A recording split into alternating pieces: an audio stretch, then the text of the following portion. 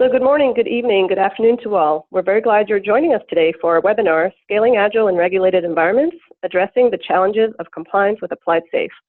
My name is Miriam Sani, and I'm with the marketing team here at cPrime. We've got quite a few attendees still joining us today, so we're going to start with a few housekeeping items before we get started. So for starters, so you all know this session will be recorded, so you will have an opportunity to review as well as share with your team members who might be interested. And we will also be sending you a PDF of the files via email within 24 to 48 hours, so you can expect those in your inbox.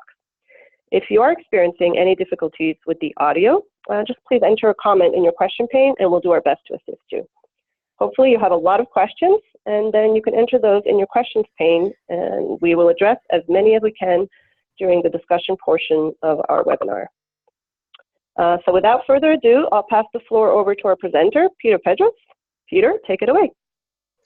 Thank you, Miriam. Thank you very much.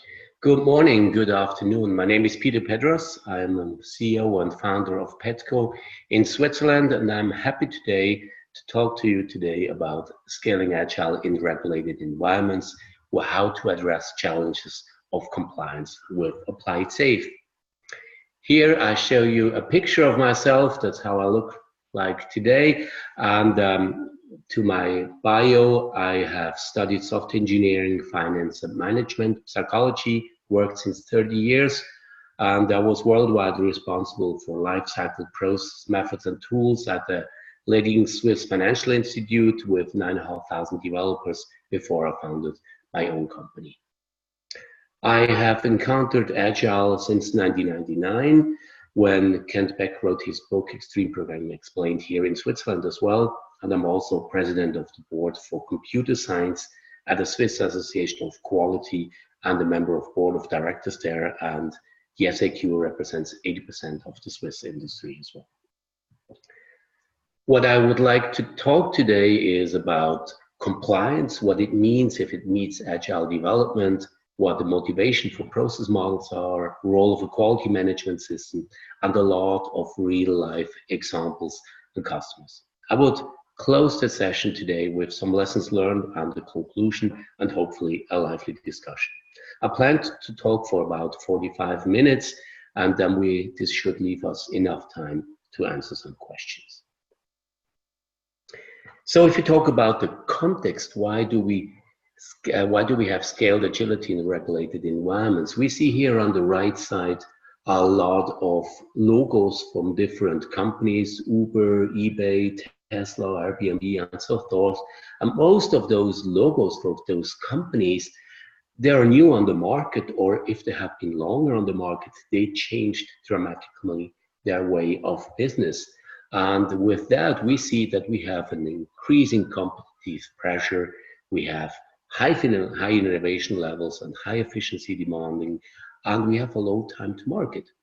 Some people say this has been true for always, but now if we see that we have Industry 4.0, we are connecting things, we have lean startup, we have agile methodologies, and this brings us really further. And now if we're talking about not building websites, we are building cyber physical systems with a huge complexity and dependencies between them.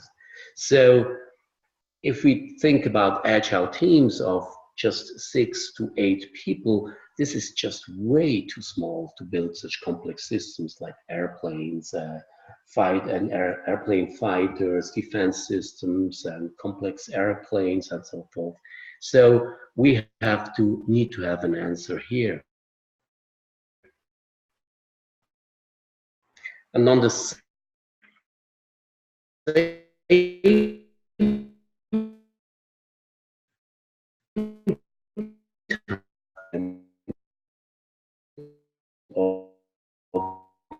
organizational environment, one thing, and it was more like a gentleman's agreement some years ago in my experience, and nowadays it's really a hard game.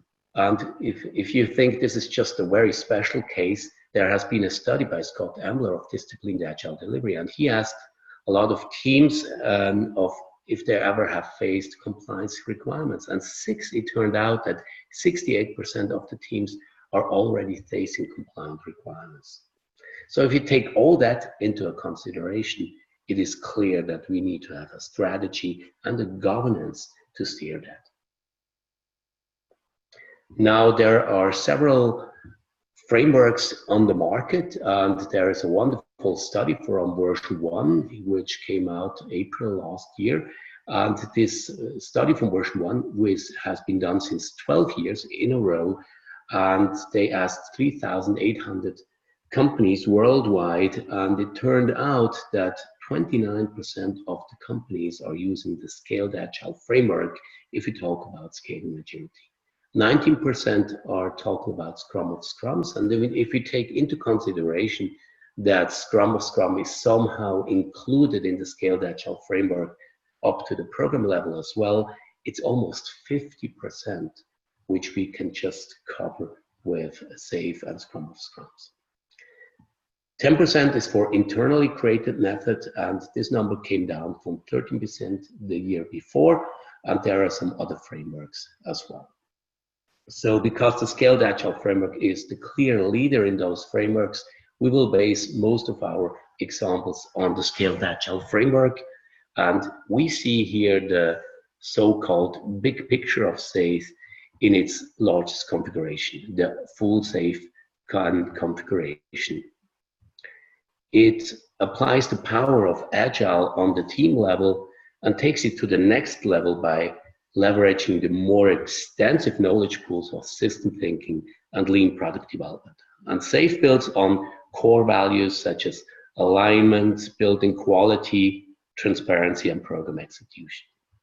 And here on the bottom of the picture, on the team level, we start with a representation of an Agile team. We see that Agile teams are working together. They are aligned in an Agile release train on the program level. And these teams, they plan together in the PI planning and make sure that a sustainable and repeatable pace of development can be reached. And the Kanban boards here on the upper levels are visible to all participants and ensure that transparency is up to the strategic scheme of an enterprise. And as we know that a sustainable pace can only be reached when we don't create the technical depth, it is clear that each system increments needs to be delivered in quality. I will later show some specific example based on the same framework, but most things I show also apply for other frameworks as well. Now, let's talk a little bit about when we need Agile development from the perspective of compliance. And we see here the practice applied in regulatory environments on the left with quality, safety, security, specifications, verification, validation, inspections, audits, metrics, and so forth. On the right side, we know we see the Agile manifesto with working software over comprehensive documentation, customer collaboration over contract negotiation, welcoming changing requirements and responding to change over following the plan. And at the first glance, both sides seem to be diametrically opposed.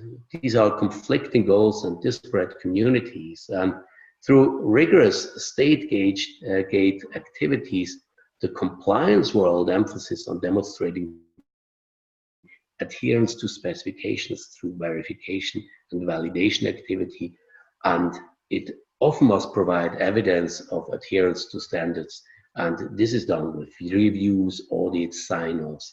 And here in the compliance world, adding changes and variability is equal to adding risk and uncertainty. And if we break it down to one sentence, it's all about trust and predictability, what the goal is. And on the lean Agile side, on the Agile manifesto side, it strives to discover the optimal system, and it does that by an iteratively way. And this is by creating an environment for learning. And we build a working system in frequent small batches. And with that, we confirm or we reject some design hypotheses. And with the continuous customer and stakeholder collaboration, we get fast feedbacks and we learn on them.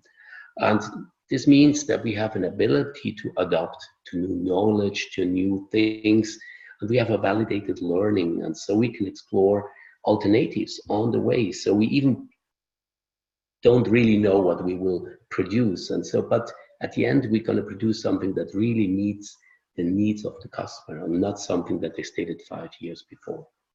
And in this agile world, change and variability provide the ability to create products that excite customers.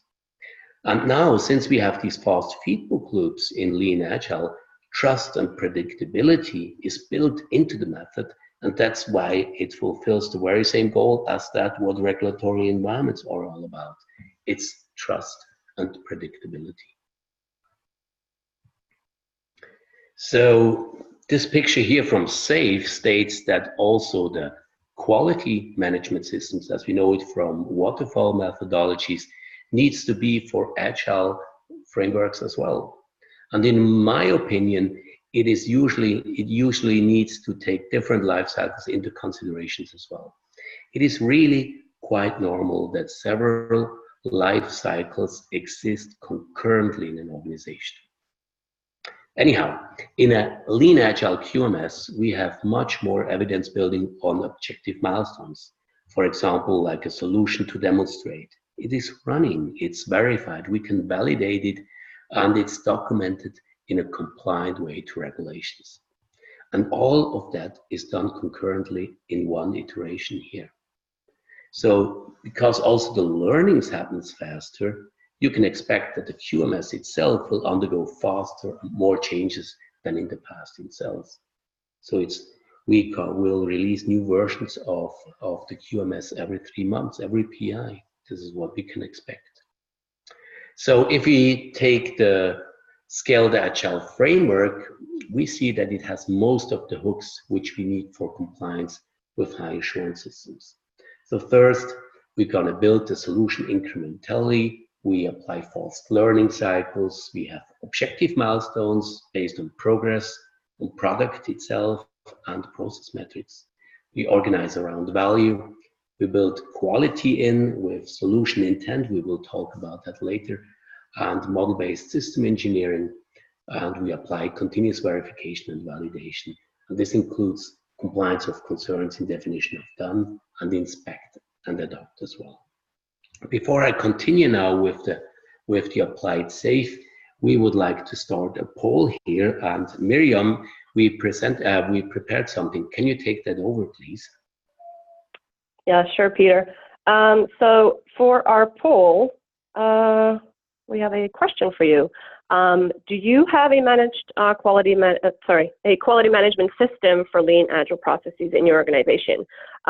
Yes, and you manage variations in your process based on defined criteria. Yes, and you manage variations in your process via writing or having a document that describes the differences for each endeavor and project. Yes, but maybe, or you don't know if you manage variations in your process. Yes, but you don't manage variations in your process. Maybe, or don't know, or no, you don't. So we'll give everyone a couple of seconds to answer the poll.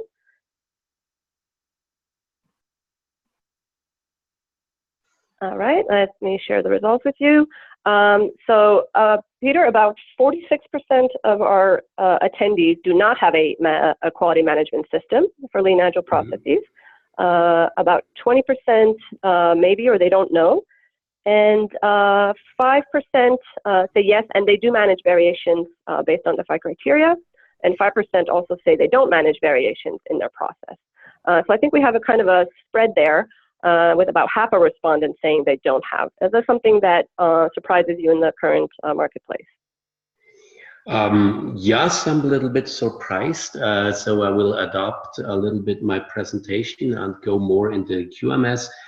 Usually, a lot of people already have a QMS, but it's not adopted to Lean Agile. It's more just about normal state gate, waterfall life cycles, maintenance life cycle, or like something like the iterative life cycle, like a rational unified process or something like that. Okay, I will take that information for my speak. That's very good. Thank you very much. Okay, so taking that into consideration, we will talk now about the Scaled Agile Framework, applied safe, and we see now an implementation sorry, of a lean agile quality management system based on SAFe as well. And this is something that we called applied SAFe. This is a customizable implementation of SAFe as a process model. And if you have something like that in place, you can implement SAFe faster and precise, as it includes a comprehensive process model. It has role descriptions, activities, tailoring, milestones, and phases in there as well. As you can independently instantiate on each level of portfolio, large solution program, and team, you can customize with built-in tailoring and run multiple concurrent process variations. And of course, you can extend, adopt, and integrate it with your own process assets. It includes also the complete content of SAFe, and each version is elaborated in sync with future versions of SAFe.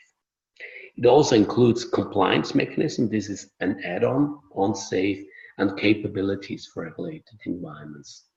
And it has a complete implementation of a relentless improvement.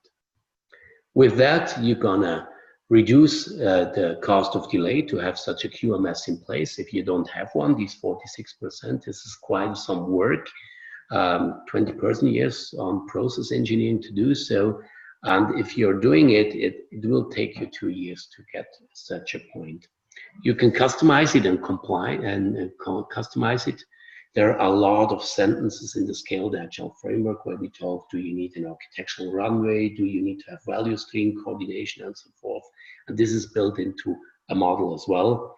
And it needs to ensure adherence with different reference models. We have seen so far 27 different reference models like Spice, CMMI, and so forth. And with that, such a QMS, we have an improved clarity. We have 67% less discussion time on how to interpret SAFe, and the ramp up time for new hires is reduced dramatically by 2/3 as well.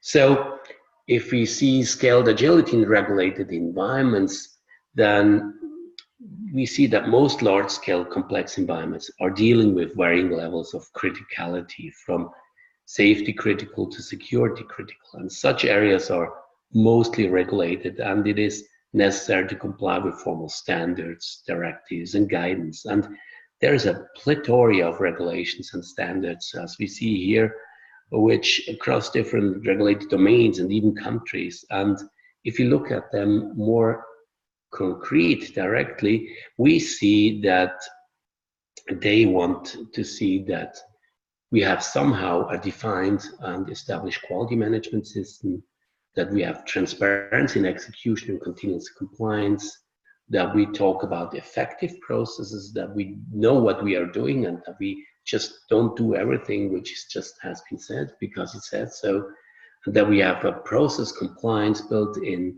and that we base our verification validation on engineering principles and practices. And of course, we also talk about the code quality system and the documentation of such systems.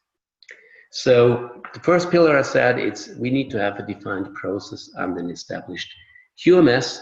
And let's assume we have a new hire in the company. Tom, he knows Scrum, he knows a little bit about SAFe, and since he knew Scrum and he heard that there's SAFe in his company, he wants to see what it means on a portfolio level. And for that, I'm just going to jump into Applied SAFe, which is run on a server in Germany. Just press F11 for a full screen now. And Tom is interested to see what the portfolio looks like. And now he clicks on portfolio, and you see the level is much smaller. We have only 3 roles here: enterprise architect, epic owners. And Tom clicks on the Kanban as he's used from the Scaled Agile Framework. But what he gets here, in addition to the textual description of the Scaled Agile Framework, he gets a process with activities, predecessors, successors, activities. And if he clicks on an activity, he sees what he shall do. And here in Analyze Epic, we are giving a lot of prioritization to those epics which are going to be implemented in a solution. And we don't say how to do a prioritization. If we talk about prioritization, we let the practitioner, we let Tom decide what he wants to do. So he can do that with planning poker, capitalization, or weighted job first prioritization, which is like the preferred practice in the Scaled Agile Framework. If he doesn't know what the weighted shortest job first prioritization is, Tom gets here a description. He sees in which activities it is used and which training he could attend in order to learn that.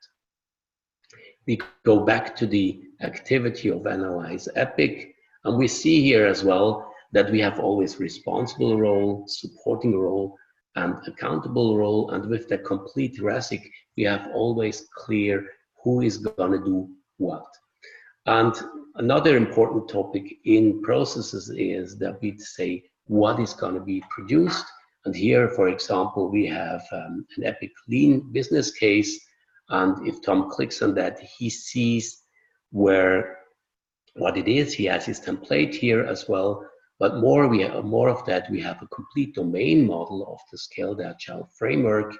And this helps to understand how those things which are produced are really related to each other. So here we see we have a portfolio backlog which holds several epics. An epic has always a positive statements, and the lean business case, it's either an enabler epic or a business epic, and it's always a backlog item which is regarded as a requirement in the Scaled Agile Framework. And with these activities, the RASIC, the role descriptions, and the work products, we really think that it's much clearer and faster to implement SAFe for a lot of people in one organization. So we go back to the presentation, and the second pillar I talked about is traceability, that we need to ensure process compliance. And a lot of companies that make their life very easy for themselves, and they say, hey, we need to have Spice, CMMI compliant process. So we just take the reference model and start to make it easy for ourselves. So we just start to copy more or less the reference model. We call the generic practice the same, the work products the same, and with that you will get for sure through an audit. But this is also for sure a way to get a process on the shelf and not being used for a company. If you really want to use process in a company, it should reflect what the people are doing anyway. So you really have your own process model of how you work. And so if you do SAFe, we talk about Epic Kanban, you have your work products, solution architecture document, and your specific roles, and you take your various reference models and you map them, but you map them not directly, but preferentially. So here, this generic practice X.2 would be reflected into activities, and you can go on and on and on here until you think it's good enough. And we call that the referential mapping. And of course, this is harder for the assessment and the QA department, but at the end, it's optimized for the usage in a company. And with that, you get compliant processes. Unfortunately, this is not what the auditors want to see. What they really want to see is that you stick to those processes, that you really have process adherence in place. And in our opinion, the best way to prove that you adhere to a process is to have measures on the defined work products in a framework. So we do simple metrics on the defined work products, for example, number of stories, number of test cases, and so forth. And we put them into relation. And with these derived metrics, we have pretty good indicators of how well we are adhering to the process. If you can say in your company, in average, we have 6.5 test cases per story. And in this typical, and in this specific endeavor, we are at 5.4, then you can say it looks quite good. And this is a good indication that you're following the process as well. And then, of course, you need to have people which are taking over some roles, and they need to be trained in that as well. And with that, you can talk about process adherence. We said that we're going to show some examples on Spice. So all the examples I show from now on are based on Automotive Spice. And we see here that we have an example of Spice 3.0. There are all the requirements which are written here, and one of them we selected. This is the 1703 stakeholder requirement. And what we see here is the text on top of what it includes. And down here we say with what we are fulfilling those requirements. This is just an excerpt. This is not a full list. So we are saying with these work products, we are fulfilling those stakeholder requirements as well. And if we don't have a 3-star rating, we can use that to identify gaps as well. If you see, hey, there's something missing, then we can use the reference model to work against that as well. So we talked about that we need to have transparency in execution and continuous compliance. And let's imagine we are in a program level and we have Linda. She's the Agile Release Train Engineer. She has done 2 PIs so far. Now she needs to get an approval from an assessment for compliance with regulated environments. And she has to convince the assessor that the program has a defined process variation and that they know what they're doing and why they are doing that with the, for example, with the stakeholder requirements. So for that, I'm going to jump into Applied Safe now again. And just a moment here. Yeah. And we're going to go into a program. And we see here that we have the program level of the Scaled Agile Framework. And Linda is showing now the PI planning. And in our opinion, what we should do is we should take away the burden of compliance from the team members, from people working in a company. So what we are usually suggesting is that don't bother, don't talk about compliance. Just tell the people that they will be compliant automatically as long as they adhere to the processes. And of course, now when we have an audit, we need to show how we came up with those processes. And that is what we are showing, usually not, but to an auditor, I would show that. And for that, we have a specific view, which is called the author view.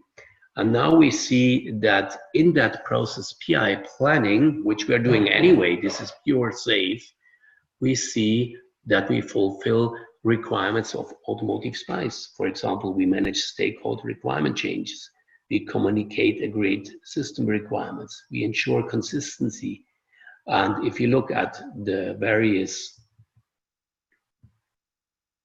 activities of PI planning, present context and vision, if you do safe, you will do that. That's part of essential safe. That's really the kernel of the Scaled Agile Framework. And here we talk about business context. We talk about program vision, architectural vision, and the planning context. And this is done by the responsible persons. And if you look at A-Spice again, this is exactly fulfilling the requirement of us and understand stakeholder expectations, define the scope of work.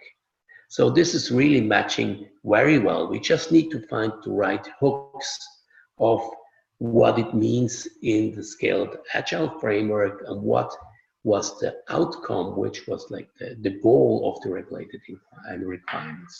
So this is really mapping very, very nicely. So we go back to Linda, and she can talk, and she has a very good standing with the auditor if she has such a definition in place. And if we talk about finding those mapping points, those measure points, we see here also the AMI, the Tier 45 paper. You're not alone. There are a lot of papers published by the Department of Defense, by the Software Engineering Institute, by the CMMI Institute, and also, like in this example, by the by the Association for the Advancement of Medical Instrumentation.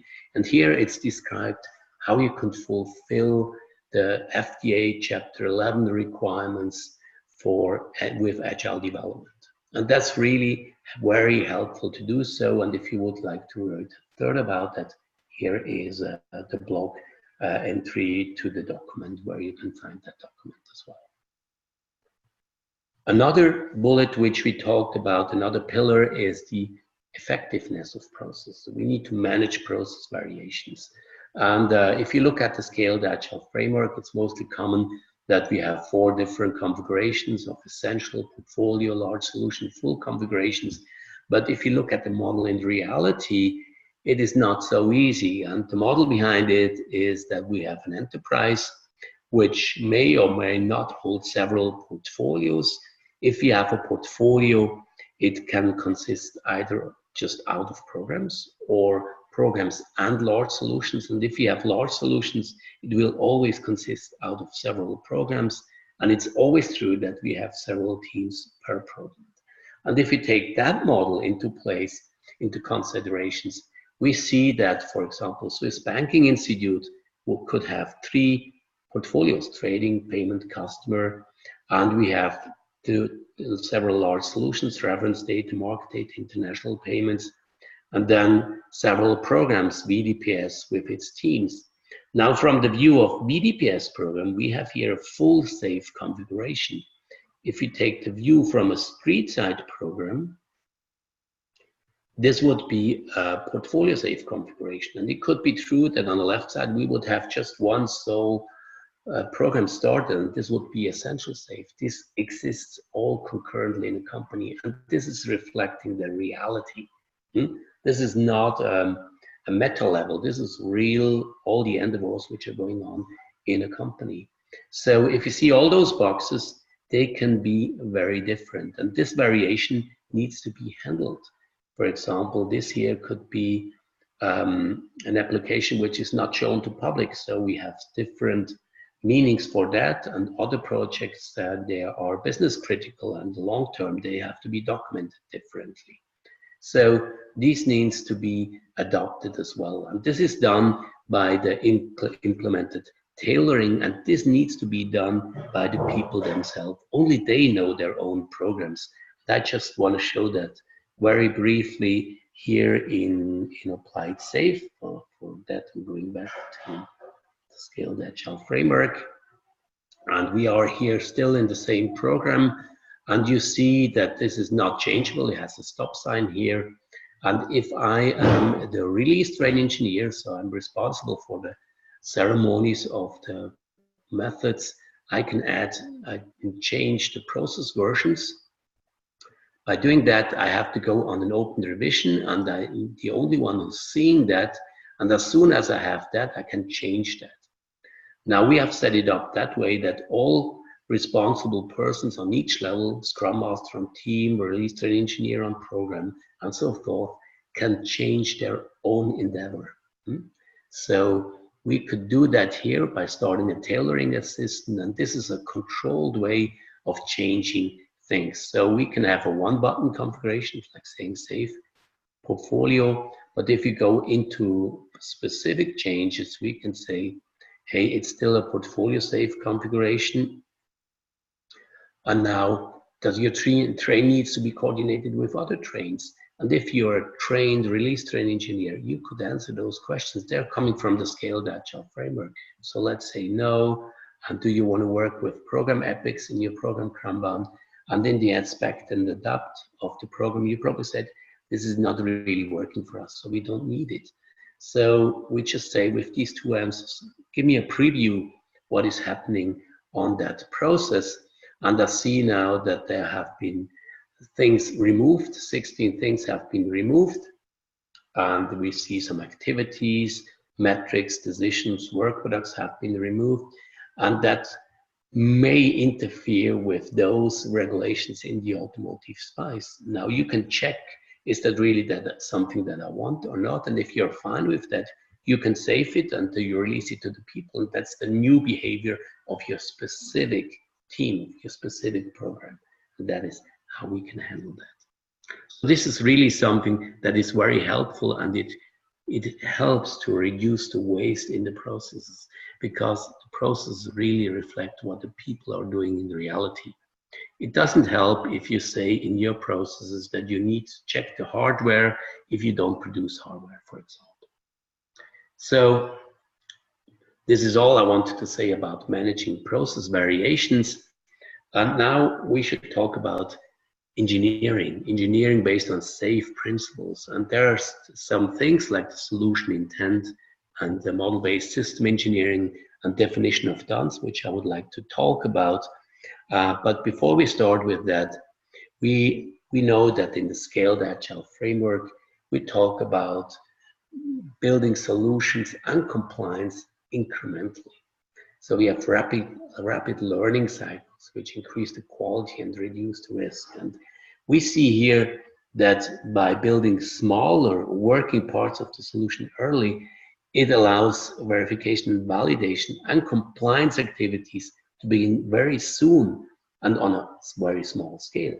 And as we see here, each increment assesses the current solution as well as the progress towards compliance. So we know that we fail very early if we have some problems, and this helps to build the system's releasability really on.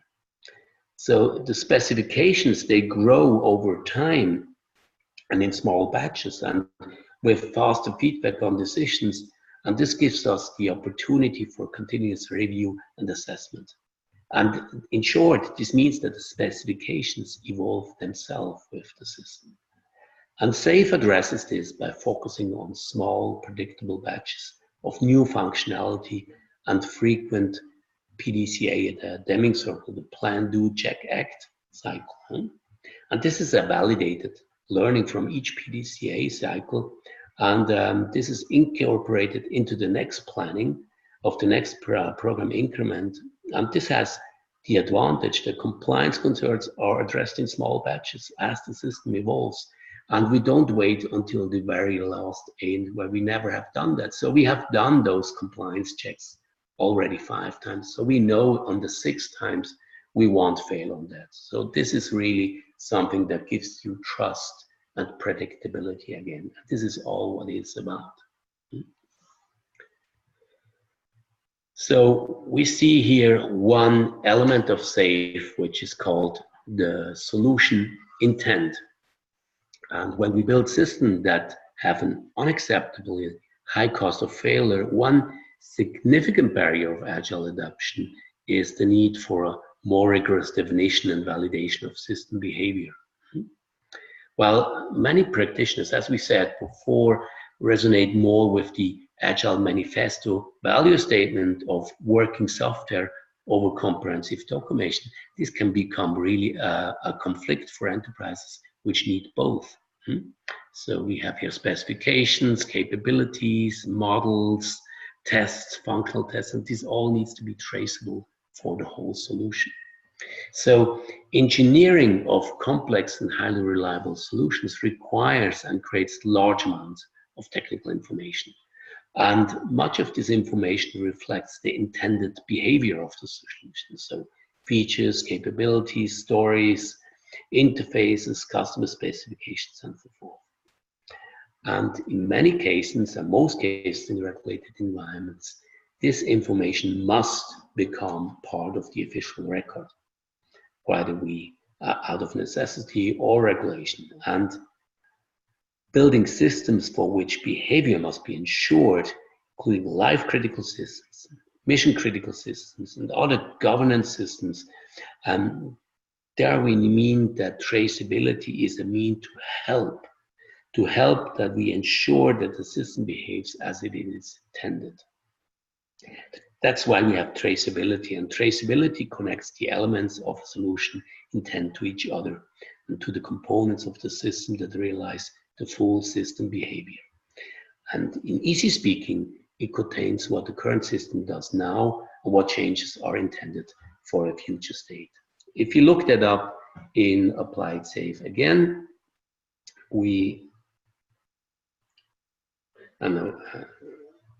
show that. We see here that we have a solution, and it consists of current solution, future solution. This is imposed by the solution intent. And every time when we implement something from the future solution to the current solution, this is done with a solution increment.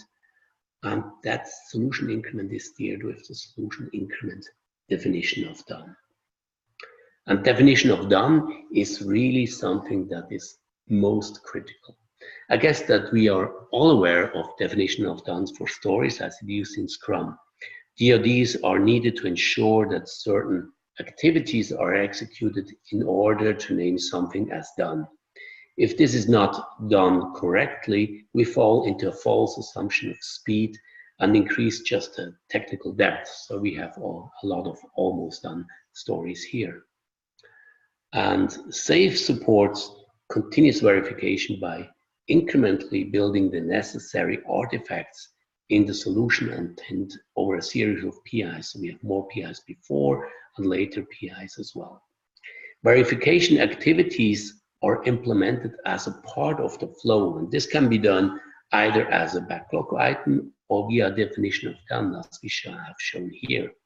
While the artifacts, the work products, will satisfy the complete objective evidence which we need at the end of the development, they are created iteratively throughout the life of the system. And in this example, regulations require design reviews, for example. Here we see the peer reviews, and that all the actions may be recorded and resolved. This is typical for FDA. And the design review enabler backlog item provides the objective evidence of the review, and its DoD ensures actions are recorded and resolved.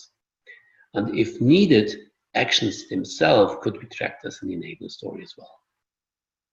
And the regulations may also require that all changes are reviewed, and this is addressed by requiring a peer review DoD for all the stories. So we know DoDs for stories, but there are also more DoDs. And in SAFE, we have definition of dones for team increments, which we use at least at every iteration. We have DoDs at system increments, at least every iteration, solution increments, at least every PI, and released as required by the business. And they all have different contents. And if you look that up in, for example, in the reality, what that means is that if you go to work products, that we have released definition of done. And in here we see some example of what it is stated in the release definition of done. All capabilities done, embed exams criteria, NFRs met, no must fix defects. For the system increment, it's different, team increment, solution increment as well. These are just examples. Each team will have its own, very own DoD defined. And not only for team increment and releases, but also for capabilities, features, and stories. So for all the things which our teams are producing.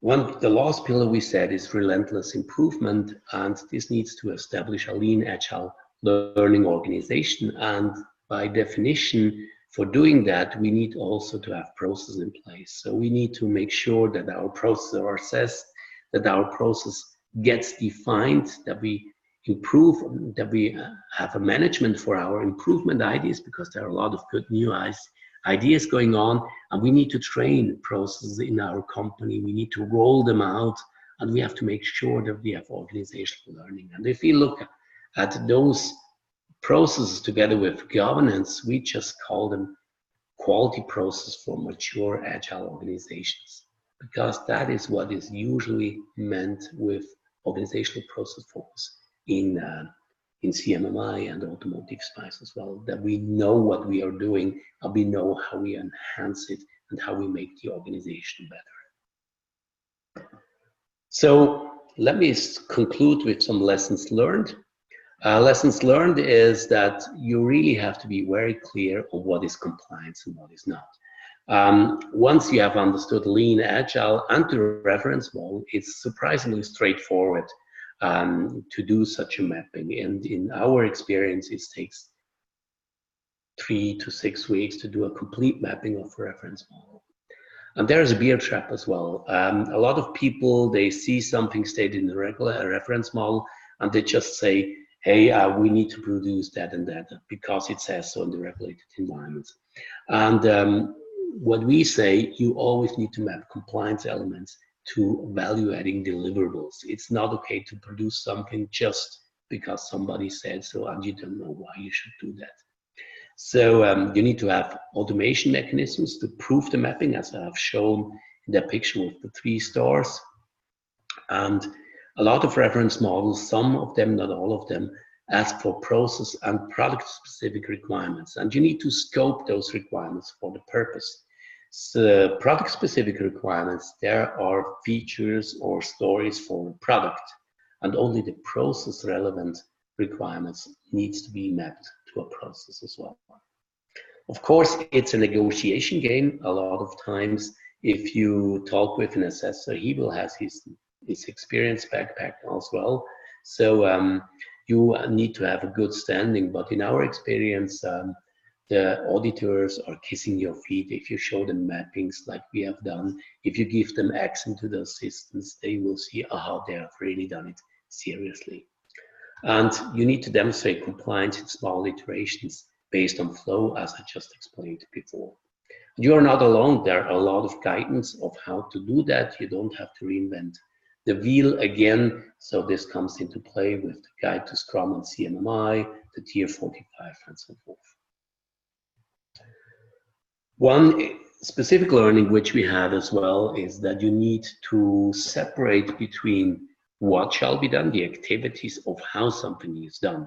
So you only need to model the necessary steps in the process. So it's not a process for dummies, like click this, this, this, and this, and then you're finished.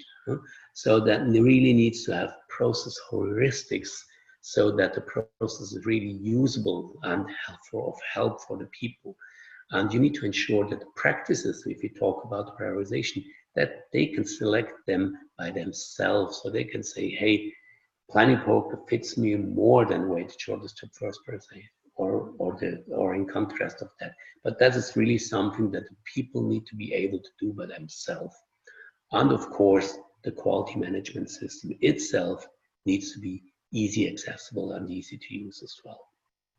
We need to promote transparency for each endeavor, so each team, each program, each portfolio, each large solution will have its own instance and its own process variations. And these changes must be easy to do by themselves.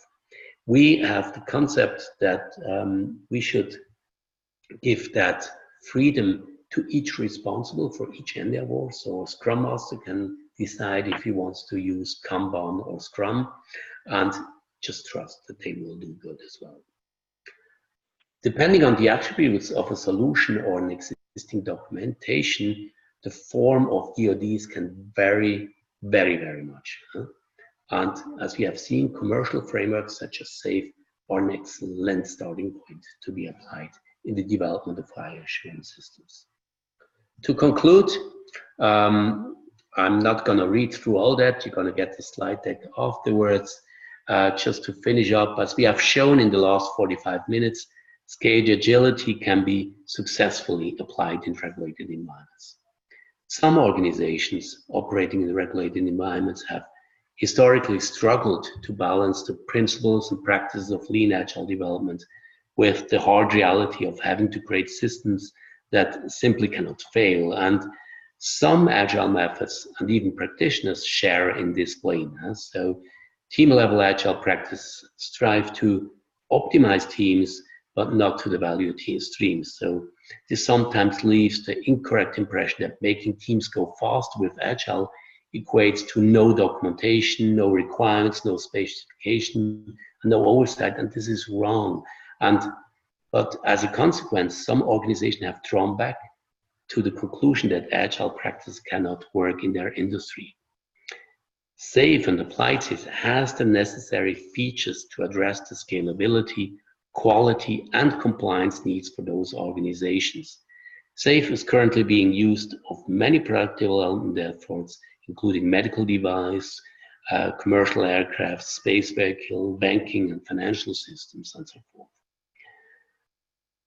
Lean agile practices at scale through SAFe are not only possible in high assurance product development, it actually helps that these programs improve their regulatory compliance while delivering value with higher quality, greater predictability, and faster time to market. And with Applied SAFe, we're going to reach that faster and precise. We can customize and extend, we can develop compliant, and have the relentless improvement implemented as a process as well. With that, I would like to open the question sessions to Miriam. Miriam, do we have some questions? Yes, we do indeed, Peter. Thank you. So we have a question from Pat, who says, we are already running, and they're using SAFe. They're running ARTs and using SAFe, but they're having some challenges. And she wants to know if they could still use Applied SAFe, and would it help with their overall implementation? Okay, they have some trains running. That's what I understood. Yeah. Okay. Okay. Yeah. Of course, that's like a case that we see a lot of times, that companies try out from like a kind of grassroots movement, new methodologies like the Scaled Agile Framework. They start programs, 2 or 3 programs separately or together, and at the end they have proven that it somehow works, but they always are fighting within a company against their own quality management system. They have to prove the product, the project budgets and metrics that they have to show, things like that. And this is for us like usually the perfect time to say, hey, let's bring that into an organizational structure. So I think it would be an optimum time to start with Applied Safe, because it gives the clarity and the metrics and the behavior and into an organization that they can survive with those grassroots methods as well. So actually a lot of companies are doing that in the Detroit area, in the Medical Valley in Germany as well. So this is something that is happening all over the world, because SAFE has been played a lot, and now it's really at the point where it's getting scaled for serious in organizations. So we not only have 3 or 4 programs running in a company, we start to see that companies are having 50, 100 trains running in a company. So that's really where Applied Safe could help a lot in that condition when you just have 2 or 3 trains started. I hope that wasn't too much of an answer, but yeah, Miriam, and are other questions? Sorry. Yeah, we have a more of a pragmatic question related to the product specifically. Does the product run on cloud in a specific country, or can we do it on-prem with our own servers? What I showed here is running in Germany on the cloud server, but of course it can run, usually half of the companies are running it on their own servers, on their own cloud servers internally. And to our surprise, a lot of companies are opting for a cloud server in the US or in Germany as well. And we could even provide in Switzerland. We have mountains here, and there are nuclear proof and server farms here. But anyway, it can run almost on any server conditions which you can have. So it could run on-prem and on subscription mode, or on the public cloud as well. Okay, great. And then Michael kind of has a clarification question, because you did mention that in the webinar, but he just wanted to confirm: can organizations adopt any compliance standards that they might need, HIPAA or other standards, and how would that fit in here? Yeah, that is a usual case. HIPAA is the health insurance protection by rating, something like that. Yeah, and usually we had that once from a company. Yes, we have 27 reference models seen so far with Applied Safe. And if we don't have seen the reference model, we can reproduce that. We do that for the SAFE reference model as well. And usually it takes up to 2 weeks to come from existing content to a reference model. And then we start with the mapping. And this takes, as I said, usually 3 to 6 weeks to do a mapping to SAFE, to Applied Safe. This just means that you need to have people who really understand what the reference model is all about. So this is usually the case if you have companies which are asking for that reference model. So you have specialists for that, for example, ISO 26262, that they know what that really means. And if they know Lean Agile, they can map that by themselves quite easily with some training on the 2 days training, and then they can start doing the mapping by themselves. And basically we can add any kind of reference model to be mapped with as well, yes.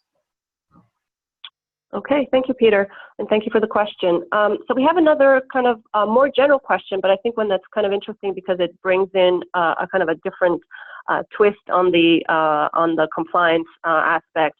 So Kelly asks, do you have any experience and what advice would you give someone who's trying to explain to an organization's use of SAFe to an outside regulator, such as the FDA, EU notified bodies, or other compliance auditors. Kind of how would you tell them to guide that conversation so that they might have an easier time, and then what kind of topics to stay away might be more challenging? Yeah, I mean, usually you have the Lean Agile Center of Excellence, so you have experienced people, or you have consultants which are helping you because they know already what is needed for government or medical device or so forth, and they know what it means in the Scaled Agile Framework, and then they would help you to implement that as well, and they would have the standing bit. And when you have done such a mapping as I showed you before for A-Spice, you have a very good standing in front of auditors and assessors. You can even state with a report how well you're doing against that reference models and how it is fulfilled. And and there are a lot of consultants. For example, cPrime USL has a lot of very good consultants which could help here as well. All right, thank you so much, Peter. So we have reached the end of our time together, and once again, I'd like to thank Peter very much for providing us some insights on how we can solve some of the compliance challenge that organizations face, particularly in Scaled Agile situations. And I'd like also to thank all of you who took the time out from your very busy days to join us on this Wednesday, and we really hope that you found this session of value. As I mentioned before, we will be sending out the recording and the slides, so be on the lookout for those within the next 24 to 48 hours. And we really hope to see you again on our future webinars. You can check those out on our website at www.cprime.com/webinars. And again, we appreciate your interest and hope you have a great rest of your day. Thank you, everyone, and goodbye. Thank you very much for your time from my side as well, and thanks to cPrime for hosting that session, and I'm wishing you a nice day as well. Thank you.